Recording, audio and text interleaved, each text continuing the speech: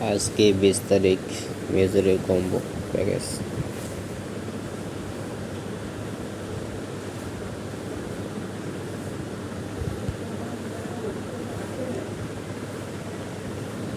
আজকের কম্বো হচ্ছে, প্রথম কম্বো হচ্ছে 3,